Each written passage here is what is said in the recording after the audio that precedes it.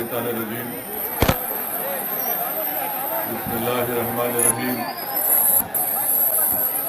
अस्सलामु अलैकुम वरहमतुल्लाहि वबरकातुहू। मोहतरम जनाब इम्तियाज जलील साहब, रुकने पार्लिमान वो सदर महाराष्ट्र मजलिस इत्तेहादुल मुस्लिमीन डॉक्टर गफ्फार कादरी साहब, वर्किंग प्रेसिडेंट महाराष्ट्र मजलिस इत्तेहादुल मुस्लिमीन जनाब फैयाज खान साहब, सदर मुंबई मजलिस इत्तेहादुल मुस्लिमीन जनाब फिरोज लाला साहब, एडवोकेट निजाम बाऊ साहब, सैयद मोइन साहब, डॉक्टर खालिद साहब, मुंबई के मजलिस इत्तेहादुल मुस्लिमीन के साबिका रुकन असम्बली मोहतरम जनाब वारिस पठान साहब, मुंबई के हमारे मजलिस के दोनों अराकीन बल्दिया, मुंबई के मजलिस इत्तेहादुल मुस्लिमीन के महिलाओं की सदर, तमाम महाराष्ट्र से तशरीफ लाए मजलिस इत्तेहादुल मुस्लिमीन के जिम्मेदारान, सदर मोतमदीन, अराकीन, मुहिबान मजलिस, बुजुर्गान मिल्लत, मेरी इज्जतदार माँ और बहनों, मेरे गयूर नौजवान साथियों, मैं आप तमाम का बेहद शुक्रिया अदा करता हूं कि आपने आज के इस मुस्लिम रिजर्वेशन के सिलसिले में मुनक़्क़द इस जलसे में शिरकत की। मैं शुक्रगुजार हूं मेरे तमाम मंजलिस के रुफ़क़ाओं का, साथियों का, जिन्होंने महाराष्ट्र के कोने कोने से आज सुबह बाद नमाज फजर के बाद अपने इस सफर का आगाज किया और बड़ी मुश्किलात का सामना किया, मगर अल्हम्दुलिल्लाह कामयाबी के साथ वो आज यहां मुंबई को पहुंचे।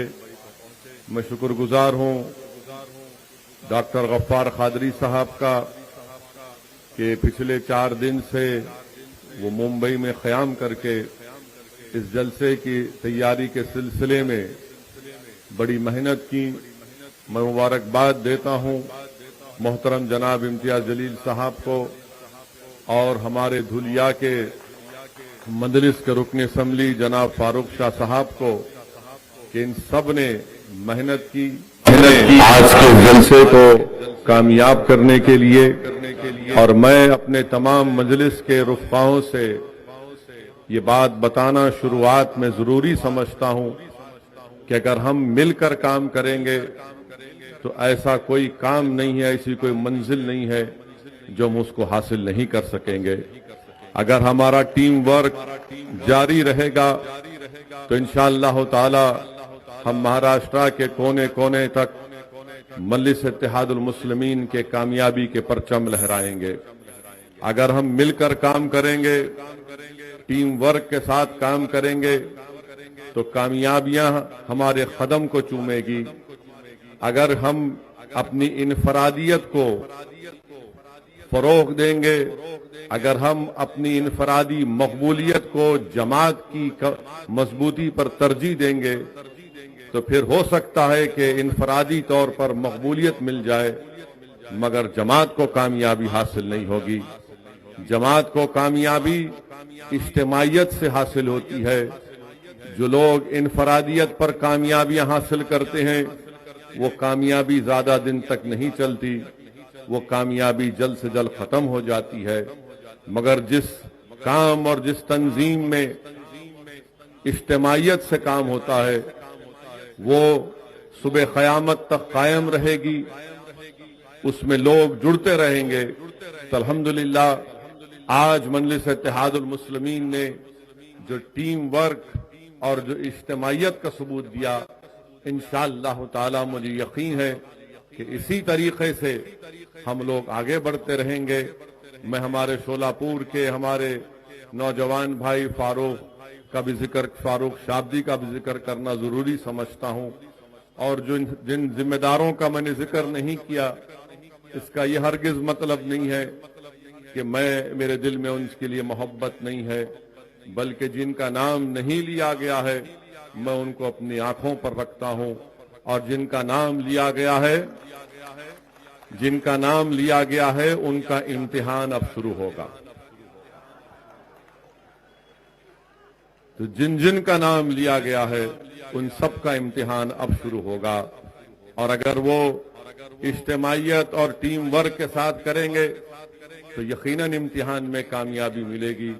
मेरे अजीज दोस्तों और बुजुर्गों, मैं यहां पर हमारे साबिर आलम साहब, नदीम शेख और नसरुल्लाह गाजी का भी, जो मुंबई के जमात के स्पोक्स पर्सन हैं, इन तमाम का भी शुक्रिया अदा करता हूं। अल्हम्दुलिल्लाह आप तमाम ने मिलकर मेहनत की। मेरे अजीज दोस्तों और बुजुर्गों, मुस्लिम रिजर्वेशन के उन्वान से आज का इस जलसा मुनक्कद किया गया है। मुझे अफसोस है इस बात का, जिसका जिक्र अभी हमारे साथी रुकने पार्लियामान ने किया, कि तिरंगा रैली निकाली गई तो आखिर ये क्या तकलीफ हो गई शिवसेना, राष्ट्रवादी और कांग्रेस की सरकार को कि जगह जगह पर मजलिस के इस काफिले को रोकने की कोशिश की गई। अफसोस तो इस बात का है कि शिवसेना जो राष्ट्रवाद दिन में 24 घंटे में 2000 बार उनके लोग पुकारते हैं, कभी ये क्यों भूल गए कि तिरंगा ही तो हमारा राष्ट्रवाद की निशानी है, तिरंगा ही तो हमारी नेशनलिज्म की पहचान है। क्यों तिरंगे से इतनी नफरत है आपको? मजलिस से हो सकती है, मुसलमानों से हो सकती है, जो नहीं होना चाहिए, जो भारत के बाइज्जत शहरी है। मगर हमसे नफरत इतनी बढ़ चुकी कि जब एक मुसलमान और दलित तिरंगा उठा रहा है तो तिरंगा निकालो। मैं ये बताना चाह रहा हूं उन लोगों को कि तिरंगा भारत की पहचान भी है, हमारी मोहब्बत की निशानी भी है और हमारे बुजुर्गों की कुर्बानियों की एक मिसाल भी है। और जिन लोगों ने भारत की जंग आजादी में हिस्सा नहीं लिया, वही लोग तिरंगे की मुखालिफत करते हैं। जिन्होंने भारत की आजादी में हिस्सा नहीं लिया और जिन्होंने अपने चेलों से कहा था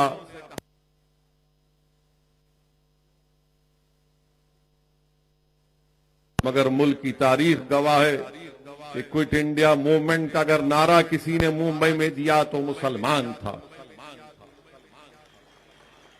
तिरंगा बनाने वाले में भी कौन कौन थे, बड़ी लंबी तफसील है। मगर अफसोस है कि ये सरकार तिरंगे के भी खिलाफ हो चुकी है। मेरे अजीज दोस्तों और बुजुर्गों, ये कहा गया कि मजलिस का जलसा जब होगा तो 144 लगा दिए। मैं हमारे उद्धव ठाकरे से ये पूछना चाहता हूं, जो अभी उनका ऑपरेशन हुआ है, मेरी नेक तमन्नाएं उनके साथ हैं। मैं उम्मीद करता हूं कि जल्द से जल्द वो सेहतयाब हो जाएंगे और उनका ऑपरेशन जो हुआ है, हम उम्मीद करते हैं कि उनको सेहत हो जाएगी। मगर हम उनसे ये पूछना चाहते हैं, उनकी सरकार से ये पूछना चाहते हैं कि दिसंबर के इस महीने में कांग्रेस के साबिका प्रेसिडेंट जो अमेठी से हार गए और केरल से जाकर कामयाब हुए, वो मुंबई को आ रहे हैं, तो क्या जब भी 144 लगेगा या फिर उनका इस्तकबाल फूलों से किया जाएगा? जब 144 लगाएंगे आप, जब कांग्रेस के वो मौसूफ आएंगे, महाशय आएंगे मुंबई को, जब ओ माइक्रॉन की बात नहीं होगी, जब सत्ता की बात होगी। मेरे अजीज दोस्तों और बुजुर्गों, सबसे अहम बात जो आप और हमने सुना, महाराष्ट्र की जनता ने सुना कि मुस्लिम आरक्षण के नाम पर कैसे कांग्रेस के, राष्ट्रवादी के बड़े बड़े लीडर्स ने जो बयानात दिए थे कि महाराष्ट्र के मुसलमानों में वो जो 55 कास्ट हैं उनको रिजर्वेशन मिलना चाहिए। मुंब्रा का एमएलए जो मजलिस के हर जिम्मेदार के पीछे रहता है, उसने कहा कि हमारे दस्तरखान से खाना उठा लिए। तो ये महाराष्ट्र का मासूम मुसलमान इतना खुश हो गया कि इसने कहा कि हमारे दस्तरखान का खाना उठा लिए, ये हमको खाना लौटाने की बात कर रहा है। तो हमने खाने को भूल गए, भूखा रहकर उसको वोट डाला। हमने भूखा रहकर उसको वोट डाला, मगर जब इख्तिदार मिल गया तो दस्तरखान पर आप नजर नहीं आते। दूर दूर तक मुसलमान उस दस्तरखान पर नजर नहीं आता जिस पर बोटियां हैं, बड़े बड़े खाने हैं, और उस टेबल पर तीन ही लोग बैठकर दबा दबा कर खा रहे हैं, जिसका नाम उद्धव ठाकरे भी है, जिसका नाम शरद पवार साहिब भी है, और कांग्रेस के कौन है कौन कहने नहीं मालूम। जो भी है, आप कहां हैं बताइए? आप तो बावर्ची खाने के पास भी नहीं है, आप तो बटलर भी नहीं है। आपका काम यह है कि इनको खाना पकाने के लिए हर चीज मुहैया करो, और जब खाना पक जाएगा तो ये तीनों बैठकर खा लेंगे, और हम ललचाई नजरों के साथ अपने बच्चों को भूखा रखकर अपने घर में चिराग नहीं जलाकर इन जालिमों को हमने इख्तिदार दिया। क्यों दिया? कि इन्होंने कहा था कि मंजलिस को वोट मत दो, मंजलिस वोट काटेगी। आपने उन पर भरोसा किया। अब देखो दस्तरखान पर कौन बैठकर दबा दबा कर खा रहा है। मेरे अजीज दोस्तों और बुजुर्गों, ये महाराष्ट्र के मुसलमानों को सोचना है कि आपने वोट दिया था राष्ट्रवादी कांग्रेस को, और कांग्रेस को जब यही चुनाव असेंबली के थे तो मैं यहां पर जलसा करने के लिए आता था मुंबई के मुख्तलिफ मुकामात पर। तो मुझे बड़े बड़े लोग एसएमएस करते, मैसेज भेजाते, व्हाट्सएप करते कि ओवैसी मत आओ, तुम्हारे आने से और डिवाइड हो जाएगा, हम बीजेपी शिवसेना को रोकेंगे।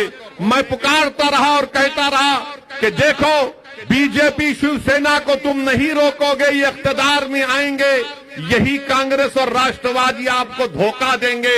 मगर मुसलमान मासूम है, दस्तरखान पर बैठने के लिए तड़प रहा था, मगर मालूम क्या हुआ, वोट तो मिल गया, मगर कांग्रेस और राष्ट्रवादी जाकर शिवसेना से हाथ मिला लिए।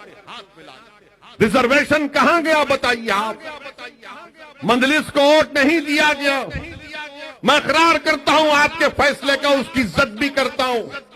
जमहूरियत में आपको इख्तियार है कि आप किसी को भी वोट दें, मगर सवाल ये पैदा होता है कि कब तक आप धोखा खाएंगे, कब तक मुसलमान धोखा खाएगा इन हमदर्दी की बातों को सुन सुनकर।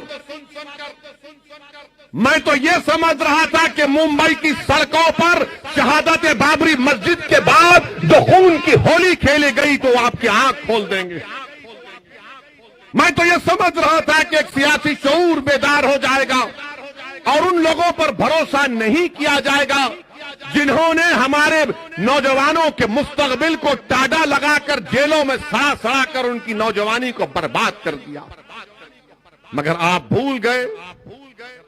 फिर चुनाव पे चुनाव आया, सेकुलरिज्म सेकुलरिज्म सेकुलरिज्म। अरे बताओ भारत के मुसलमानों, मैं सिर्फ महाराष्ट्र के मुसलमानों से नहीं, मैं भारत के मुसलमानों से पूछ रहा हूं, सेकुलरिज्म से हमको क्या मिला? सेकुलरिज्म से सिर्फ मुशायरा मिला? सेकुलरिज्म से सिर्फ नारे मिले? सेकुलरिज्म से सिर्फ मीठी मीठी बातें मिली? क्या सेकुलरिज्म की वजह से आरक्षण मिला? नहीं मिला। क्या सेकुलरिज्म की वजह से मेरी मस्जिद का तहफ्फुज हुआ? नहीं मिला। क्या सेकुलरिज्म की वजह से मस्जिद शहीद करने वालों को सजा मिली? नहीं मिली। क्या सेकुलरिज्म की बुनियाद पर मुझे इंसाफ मिला, हक मिला, इज्जत मिली? नहीं मिली। मगर मुसलमान क्या बोलता है? सेकुलरिज्म। कौन सा सेकुलरिज्म? मैं उस सेकुलरिज्म को मानता हूं जो भारत के संविधान में है। मैं इस पॉलिटिकल सेकुलरिज्म को कभी मानता नहीं था, ना हूं, ना कभी रहूंगा। मुसलमानों, पॉलिटिकल सेकुलरिज्म को धुतकारो। आपको एक सियासी ताकत बनना है, आपको एक सियासी कुव्वत बनना है। रिजर्वेशन तो तभी हासिल होगा। रिजर्वेशन हम क्यों कह रहे हैं? रिजर्वेशन इसलिए कह रहे हैं क्योंकि भारत के संविधान में आर्टिकल 15 और 16 के तहत जो फंडामेंटल राइट में आता है, जो फंडामेंटल राइट के चैप्टर में आता है, उसमें ये गुंजाइश है कि वो कौम, वो कास्ट जो सोशली, समाजी और एजुकेशनली, तालीमी तौर पर, समाजी, इक्तिसादी और तालीमी तौर पर पीछे, उसको रिजर्वेशन मिलना चाहिए। हम किसी और को रिजर्वेशन दो, हम उसको के खिलाफ नहीं है, दो आप, मगर तरफ तमाशा ये नाइंसाफी की हद ये है कि high court, Mumbai high court ने कहा कि महाराष्ट्र के मुसलमानों को रिजर्वेशन दिया जा सकता, दिया जाना चाहिए। वो बैकवर्ड है सोशली, एजुकेशनली। उसके बावजूद भी ये 3 in 1 की सरकार, शिवसेना, राष्ट्रवादी और कांग्रेस भूल गए और मराठा रिजर्वेशन की बात करते हैं। अब आपके सामने ये बताना जरूरी समझता हूं कि आप यहां से एक पैगाम लेकर जाएं। असदुद्दीन ओवैसी कोई अपने दिमाग से कोई आदादो शुमार या फैक्ट्स एंड फिगर्स बनाकर ये बात नहीं कह रहा है। क्या आपको मालूम, महाराष्ट्र के मुसलमानों जिन्होंने सेकुलरिज्म के बात पर राष्ट्रवादी और कांग्रेस को वोट दिया, कितने महाराष्ट्र में मुसलमानों के ग्रेजुएट होते हैं? आज के इस जलसे में कितने मुस्लिम ग्रेजुएट हैं? हाथ उठाओ।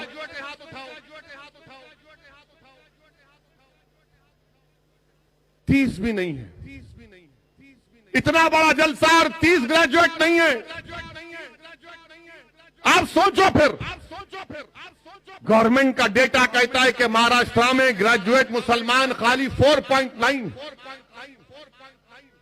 खाली 4.9 है। हिंदू भाई कितने? 8.9, क्रिश्चियन 22%, ओवरऑल पूरे महाराष्ट्र में 8.7 है, जिसमें आप खाली 4.9 है। मेरे अजीज दोस्तों और बुजुर्गों, और फिर आप देखिए हमारी बर्बादी का डेटा ये कहता है कि कितने मुसलमान ड्रॉप आउट होते हैं, कितने मुसलमान ड्रॉप आउट होते हैं। आपको मालूम, महाराष्ट्र में प्राइमरी स्कूल में सिर्फ 22% मुसलमान बच्चे और बच्चियां 22% एडमिशन लेते हैं। यहां पर हमारी मां और बहनें बैठे हैं, यहां पर साहब औलाद लोग बैठे हैं। क्या आपकी ख्वाहिश नहीं है कि आपका बच्चा स्कूल में पढ़े? क्या आपकी ख्वाहिश नहीं है कि मुसलमान बच्चियां स्कूल में पढ़े? सिर्फ 22% पढ़ते हैं, और जब मिडिल स्कूल को आते हैं तो गिरकर वो 13% हो जाता है। प्राइमरी में 22, मिडिल में 13 और मैट्रिकुलेशन सेकेंडरी में आते आते 12% होता है। हायर सेकेंडरी इंटरमीडिएट में 7.1% और ग्रेजुएट 4.9, यानी 22 से शुरू होकर ग्रेजुएट होने तक खाली 4% पे आ जाते मुसलमान। आप रिजर्वेशन नहीं देंगे? क्यों नहीं पढ़ रहे? मुसलमान पढ़ना चाहता है। ये संघ परिवार के जालिम लोग झूठे जो कहते हैं कि मुसलमान पढ़ना नहीं चाहता। मुसलमान पढ़ना चाहता है। क्यों नहीं पढ़ पाता? क्योंकि उसके पास पैसे नहीं है अपने बच्चों का पढ़ाने के लिए। तुम रिजर्वेशन दो उसको, देखो हमारे बच्चे और बच्चियां आसमानों तक, ऊंचाई तक जाएंगे। मगर आप नहीं करना चाहते। ये तमाम के तमाम लोग, ये तमाम सियासी पार्टियां जिनको तुम आदमी अपने दिल में सोचते हो कि मंजलिस है, मगर ये कैसा करेंगे? अरे अब तो खोलो अपने दिमागों को, सुनो मेरी बात को, निकालो अपने दिमाग से इन जालों को। क्या तुम नहीं चाहते कि तुम्हारे बच्चियां, तुम्हारी औलाद पढ़े? 22% प्राइमरी में एडमिशन और ग्रेजुएट से 4.9। कब तक सेकुलरिज्म की बात कर रहे हो? एजुकेशन की बात करो, इंसाफ की बात करो, राइट की बात करो, हिस्सेदारी की बात करो, तभी लड़ाई कामयाब होगी। नौजवानों, मैं तुमसे मुखातिब हूं। नौजवानों, तुम्हारा मुस्तकबिल है कल। आज जो 30, 20, 19, 20 साल के बच्चे हैं, कल तुम्हारी शादी होगी इंशाअल्लाह। करेंगे ना? बैचलर नहीं रहना। जितने हैं सब परेशान कर रहे पूरे मुल्क को, समझे ना? घर में जरूरी है, घर में रहे तो मर्द का दिमाग भी हल्का रहता। यहाँ पूरे बैचलर कुछ नहीं, मगर क्या कहेंगे, नहीं तुम पढ़ाई की बात मत करो, ओवैसी को कैसे हराया जाए, तुम पढ़ाई की बात मत करो, इम्तियाज जलील को दोबारा एमपी ना बनने दिया जाए, तुम पढ़ाई की बात मत करो, फारूक शाह दोबारा दुनिया से मिले ना बने, तुम सेकुलरिज्म की बात करो। और सेकुलरिज्म एक ऐसा लफ्ज है जो मुसलमानों को जितना धोखा इस लफ्ज ने दिया किसी ने नहीं दिया। हर अखबार में अब आप यूपी का चुनाव आ रहा है, अब मैं कल जा रहा हूं कानपुर को, तो जैसे मैं अब शुरू हो गया वहां पर ओवैसी आ रहा है, सेकुलरिज्म कमजोर होगा। अरे क्या सेकुलरिज्म का ठेका तुमने लेके रखा है? मेरे अजीज दोस्तों और बुजुर्गों, फिर आप देखिए, आपकी बर्बादी की दास्तान आपके सामने रख रहा हूं। यहां पर हमारी बहनें प्राइमरी स्कूल में 23% मुस्लिम बच्चियां प्राइमरी में, मिडिल स्कूल में आने तक 12%, मैट्रिकुलेशन 11%, हायर सेकेंडरी इंटरमीडिएट 6%, गिरते जा रहा है, मगर कोई रिजर्वेशन की बात नहीं करेगा। और फिर मेरे अजीज दोस्तों और बुजुर्गों, अभी एक और बात आपको बताना चाहूंगा, जो मेरा डेटा नहीं है, ये गवर्नमेंट का डेटा है, महाराष्ट्र की सरकार का डेटा है। आपको मालूम महाराष्ट्र में कितने मुसलमानों के पास जमीन नहीं है, जो लैंडलेस अंग्रेजी में कहते हैं। 83% मुस्लिम्स के पास जमीन नहीं है, लैंडलेस है। कितने मराठाओं के पास जमीन नहीं है? 8% और 83%। बताओ आप, ये कौन सा इंसाफ है? क्या शरद पवार का दिल सिर्फ मराठाओं के लिए धड़केगा? क्या उद्धव ठाकरे का दिल सिर्फ मराठाओं के लिए धड़केगा? क्या कांग्रेस का दिल सिर्फ मराठाओं के लिए धड़केगा? अरे इंसाफ कमजोर से होना चाहिए, मजबूत से नहीं। इंसाफ जो जमीन पर गिरा है उसको उठाने की बात होनी चाहिए, जो आसमानों पर उसको और ऊंचा कहां ले जाएंगे तुम? मगर नहीं बात करेंगे ये। आपको मालूम कितने मुसलमानों के पास 2.5 एकड़ जमीन है पूरे महाराष्ट्र में? 10%। कितने मराठाओं के पास 10% जमीन है? 62.74%। कितने मुसलमानों के पास 5 एकड़ जमीन है? 4%। कितने मराठाओं के पास 5 एकड़ जमीन है? 19%। कितने मराठाओं के पास 10 एकड़ जमीन है? 6%। मुसलमानों के पास 1.20%। कितने मराठाओं के पास 10 एकड़ से आगे जमीन है? 2.70 मराठाओं के पास 10 एकड़ से ज्यादा जमीन है, और मुसलमानों के पास 0.20, यानी 1% भी नहीं है। अब आपकी आमदनी कितनी है ये सुन लो, आप सुन के जाओ और दिमाग में रख लो मेरी इस बात को। कितने मुसलमान सालाना 25,200 रुपये कमाते? ईयरली, मंथली नहीं, सिर्फ 20%। अब आप सोच लो, साल में 12 महीने 25,200 रुपये सालाना मुसलमान 20% कमाते हैं। 25,200 से 50,400 सालाना एनुअल 41% मुस्लिम्स कमाते हैं। 50,000 से 72,000 सालाना आमदनी मुसलमानों की 20%। 72,000 से 36,000 ईयरली आमदनी, इनकम 17.10 मुसलमानों की, और 3,60,000 के ऊपर जो सालाना कमाते हैं उन मुसलमानों की 0.70%।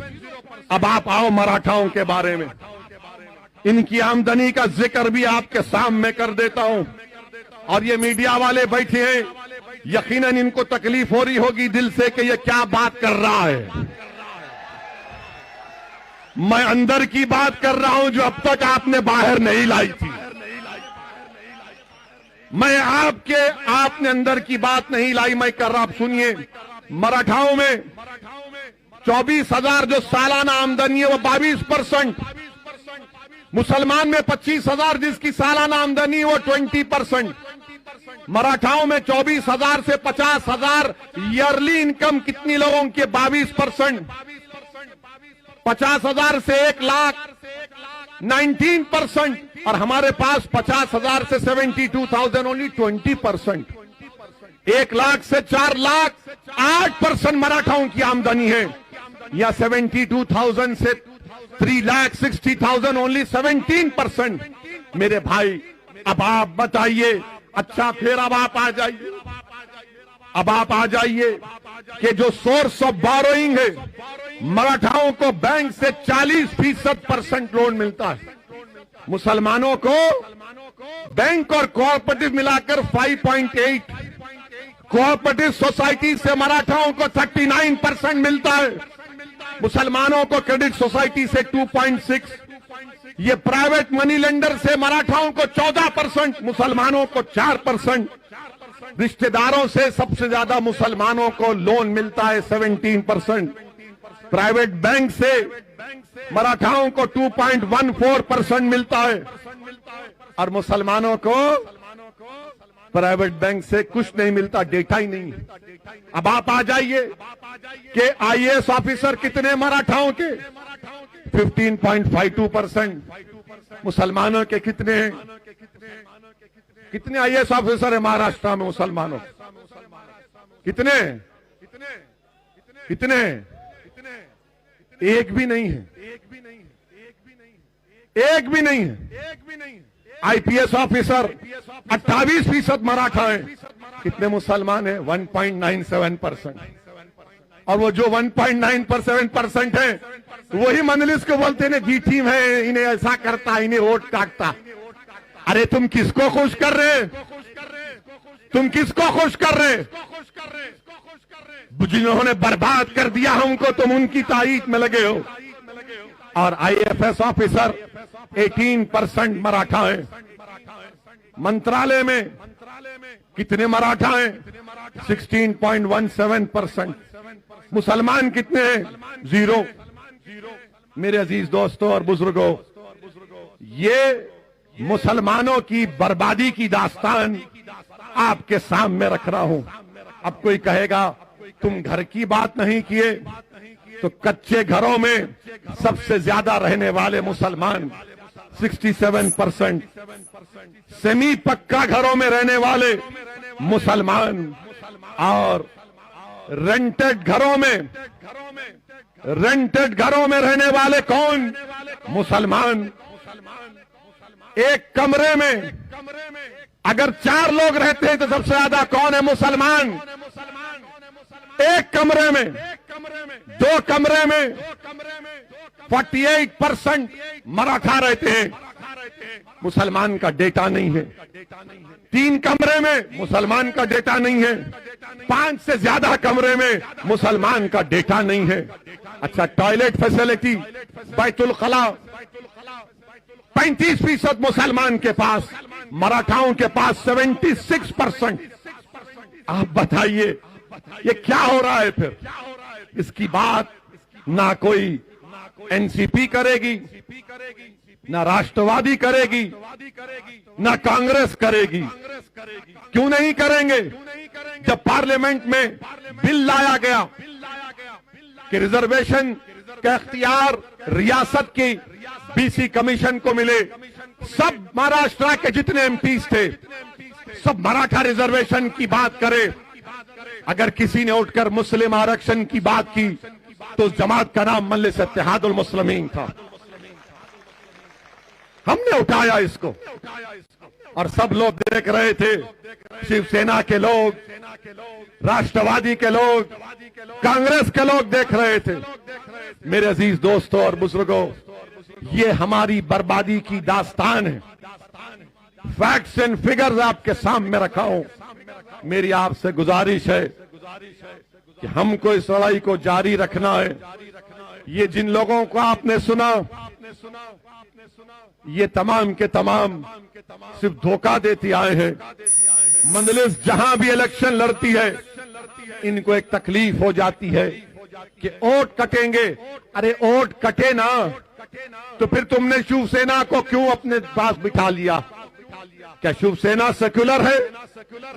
यही उद्धव ठाकरे महाराष्ट्र की विधानसभा में खड़े होकर कहते हैं कि हमको फख्र है कि हमारी पार्टी के कार्यकर्ताओं ने बाबरी मस्जिद को शहीद किया। क्या शरद पवार साहब, क्या आपको ये तकलीफ नहीं हुई कि जिस पार्टी की आप तारीफ कर रहे हैं उसका मुख्यमंत्री कह रहा है कि हमारे कार्यकर्ताओं ने बाबरी मस्जिद को शहीद किया? कांग्रेस गीरत तो इनके पास रही नहीं, अब बाकी हर चीज से मोहताज हो चुके हैं और इंशाअल्लाह ताला बहुत जल्द चंद सालों के अंदर कांग्रेस और कमजोर होगी इंशाअल्लाह। मंदलिस पर इल्जाम ये क्यों शुरू किए तुम? क्यों नहीं शुरू करना? क्या रिजर्वेशन नहीं मिल रहा हमको? रिजर्वेशन महाराष्ट्र के मुसलमानों का एक राइट है। रिजर्वेशन से ही मुसलमानों की सफों में गुर्बत का खात्मा होगा। रिजर्वेशन से ही हमारे बच्चे और बच्चियां पढ़ेंगे। रिजर्वेशन से हमको इज्जत मिलेगी। याद रखो मुसलमानों, अगर हमको हमारा हक नहीं मिलता अलग बात है, मगर मैं बेइज्जती की जिंदगी गुजारने का कायल नहीं हूं। ये बेइज्जती हमसे की जा रही है, धोखे पे धोखा हमको दिया जा रहा है और ये कहा जा रहा है कि ये भड़काऊ भाषण करते हैं, ये फुला करते हैं और हमारे आने पर दूल्हे भाई आ रहे तो 144। जब राहुल गांधी आएंगे क्या करेंगे? नहीं, कोई वो माइक्रोन नहीं, आने दो। हम आ रहे हैं तो 144। कितना 144 लगाओगे? क्या बीएमसी का चुनाव भी रोक दोगे? क्या महाराष्ट्र के चुनाव को रोक दोगे? अरे ओ माइक्रोन आ रहा है तो आप बताओ मुंबई में कितना जीनोम सीक्वेंसिंग हुआ है? कितना जीनोम सीक्वेंसिंग किया उद्धव ठाकरे की सरकार ने महाराष्ट्र में? बताओ। पूरे भारत में 1% भी जीनोम सीक्वेंसिंग नहीं हुआ। कितने मुंबई में 45 साल से ज्यादा कितने लोगों को 2 वैक्सीन लगे? बताओ। अच्छा, जो हमारे डॉक्टर हैं, नर्सेज हैं, 7 महीने हो चुके उनको 2 वैक्सीनेशन होकर, उनको लगना चाहिए बूस्टर शॉट, मगर मोदी जी को फिक्र नहीं है, उद्धव ठाकरे को फिक्र नहीं है। और बूस्टर शॉट माहिरीन कह रहे हैं कि कोवैक्सीन और कोविशील्ड नहीं हो सकता। बूस्टर शॉट खाली mRNA का फाइजर या मॉडर्ना होगा। मगर मोदी जी देश में मुल्क को चला रहे हैं, मगर फाइजर और मॉडर्ना से इंडेमनिटी क्लास पर झगड़ा चल रहा है। थर्ड वेव आएगी नहीं आएगी अल्लाह जानता है, हम भी नहीं चाहते कि थर्ड वेव आए, मगर बूस्टर शॉट लगाएंगे नहीं लगाएंगे ये आपका काम है। मैं मुसलमानों में तो बूस्टर शॉट लगा के रहूंगा इंशाअल्लाह ताला। हम बूस्टअप करेंगे। अपने हौसलों को बुलंद रखिए, कभी नाउम्मीदी को अपने करीब आने मत दीजिए और डरने और घबराने की जरूरत नहीं है। मैं सरकार से कहना चाहूंगा कि नागपुर में असेंबली का सेशन होने जा रहा है। अगर इम्तियाज जलील और डॉक्टर गफ्फार कादरी ये प्रोग्राम बनाएंगे कि जब असेंबली का सेशन चलेगा तो मंजलिस को भी नागपुर में एक एजिटेशन करना पड़ेगा, तो मैं आने को तैयार हूं इंशाअल्लाह ताला। अभी मुंबई में हो रहा है, सुना चेंज कर दिए, ठीक है, फिर आएंगे। जब असेंबली में बैठकर पूरे एमएलए बैठ सकते हैं, जब 144 या वो माइक्रोन नजर नहीं आएगा, बड़े बड़ी सभाएं सब करेंगे। ये सबक नहीं हासिल करना चाहते राष्ट्रवादी और कांग्रेस के लोग। हर वक्त रोकते थे मंजलिस को। जो कई बरस पहले जब हम और मोइन सैयद मोइन मंजलिस का पैगाम लेकर महाराष्ट्र में जाते थे तो हर जगह पर पुलिस वाले आकर हमको लव लेटर दे देते थे। मगर आज माशाअल्लाह आपकी दुआओं का असर है, आपकी मोहब्बत है कि जब प्लेन से निकलते हैं तो हजरत पुलिस सामने ठहर कर बोलती है कि आपको रिसीव करने आए हैं। आप रिसीव कर लीजिए हमको। मैं तो सिक्योरिटी लेता नहीं हूं, अल्हम्दुलिल्लाह, अल्लाह हमारे लिए काफी है, मगर फिर भी आते हैं, फिर भी आते हैं। और जो लोग हाँ जिंदाबाद, तुम भी जिंदाबाद, आप जिंदाबाद। याद रखो मेरी एक बात को, महाराष्ट्र के मुसलमानों, मौत तो एक मर्तबा आएगी, आएगी ना एक मर्तबा, मगर तुमको लाखों मर्तबा जिंदा रहना है, लाखों मर्तबा तुमको जिंदा रहना का है। एक बार नहीं, लाखों मर्तबा। और जिंदगी का सबूत हरकत करने से है, जिंदगी का सबूत लड़ने से है, जिंदगी का सबूत अल्लाह के सामने गर्दन झुकाने से है, जिंदगी का सबूत अल्लाह के सामने अपनी बेबसी का इजहार करने से है, जिंदगी का सबूत जालिमों के सामने बेबसी नहीं, हक को हासिल करने का मुतालबा करने में। ये काम हमको करना है और आप और हम मिलकर करेंगे। जब महाराष्ट्र के मुसलमानों को इंसाफ मिलेगा तभी तो सही इंसाफ होगा। भारत से, भारत की जमहूरियत से भारत की जमहूरियत मजबूत होगी। सुनो, मुंबई के और महाराष्ट्र के मुसलमानों, अंग्रेजी में इंटरजेनरेशनल मोबिलिटी एक लफ्ज है, इंटरजेनरेशनल मोबिलिटी एक लफ्ज है। और वो क्या लफ्ज है कि क्या बेटा अपने बाप से आगे गया तालीम में, दौलत में, तो जो मुसलमान 1950 और 1960 में पैदा हुआ उन्होंने अपने बाप, अपने वालिदैन से ज्यादा तरक्की की। जो मुसलमान 1970 और 80 में पैदा हुआ वो अपने बाप से पीछे हो गया। और जो मुसलमान 1990 में और सन 2000 में 2000 में पैदा हुआ वो तो अपने बाप से, अपने दादा से बहुत दूर है। गरीबी में ज्यादा गरीबी बढ़ गई, तालीम में उससे ज्यादा हम दूर हैं।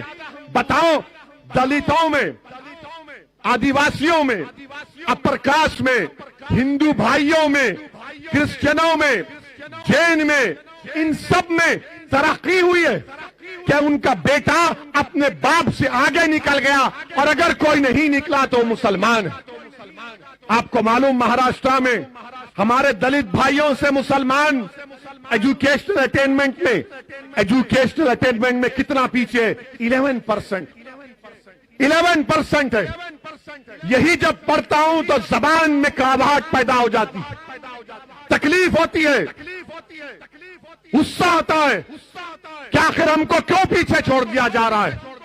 इसकी एक वजह है मेरे अजीज दोस्तों, जिस दिन भारत का मुसलमान अपनी एक सियासी ताकत को बना लेगा, अपनी एक पॉलिटिकल एम्पावरमेंट, अपनी एक पॉलिटिकल लीडरशिप को बना देगा, याद रखो उस दिन नाइंसाफी के दौर का खात्मा होगा। अगर आप अपनी सियासी ताकत को मजबूत बनाएंगे तभी तो होगा ना। और जो लोग तुम्हारे पास आकर कहेंगे नहीं नहीं नहीं जीत सकते, नहीं कामयाब हो सकते, तुमको सबको लेना पड़ेगा, मेरे भाई याद रखो, हाँ, रोटी डालते वक्त आटे में थोड़ा सा नमक की जरूरत पड़ती है, मगर मैं क्या अपने खुद का खाना नहीं पका सकता? क्या मैं अपना खुद का खाना नहीं पका सकता? क्या मैं अपने हाथों से अपने मुकद्दर के फैसले नहीं कर सकता? क्या मैं अपने हाथों से अपनी कौम को लेकर आगे नहीं बढ़ सकता?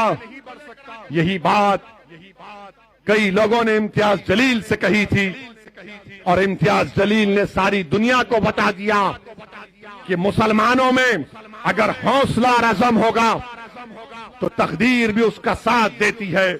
तुम अपने दिमागों से इस बात को निकालो मुसलमानों कि हम जीत नहीं सकते। अरे तुम जीतोगे इंशाअल्लाह ताला। जीत की पहली सीढ़ी है, जीत की पहली सीढ़ी है कि तुम इत्मीनान और एतमाद में रहो कि मैं कामयाब होऊंगा। मैं कामयाब होऊंगा। मैं तुमको बता रहा हूं, मैं जाती तौर पर अपने बारे में बता रहा हूं। हैदराबाद जाकर मेरे दोस्तों से पूछ लो कि मैं अपने बचपने में बेहतरीन पढ़ने वाला नहीं था। मैं 90-80% लाने वाला नहीं था। वो अकबरुद्दीन ओवैसी थे, जो उस वक्त भी 90, आज भी 99 पर है। मैं उस वक्त भी 50 पर था और आज भी 50 पर हूं। मगर मुझ में एक जिद थी। जब मुझसे कोई कहता कि नहीं हो सकता, मैं कहता था कि नहीं, करके दिखाऊंगा। और वो काम आपको करना है। अल्लाह ने हम सबको काबिलियत दी है। मुसलमानों, सिर्फ आपको एतमाद को पैदा करना है। ये लड़ाई रिजर्वेशन की, ये रिजर्वेशन की लड़ाई आपके आने वाली नस्लों के लिए है। नौजवानों, कल जब तुम बाप बनोगे, इंशाअल्लाह तुम्हारी औलाद होगी। तुम सोचो क्या तुम वही चाहोगे तुम्हारी औलाद भी तुम्हारी तरह गरीब रहे, उनको उनका हक ना मिले? हक मिलने के लिए मिल के लड़ना पड़ेगा। आप तमाम का बेहद शुक्रिया। ये लड़ाई का आगाज है, इख्तिताम नहीं है, और लड़ाई होगी। अस्सलाम वालेकुम व रहमतुल्लाहि व बरकातुहू।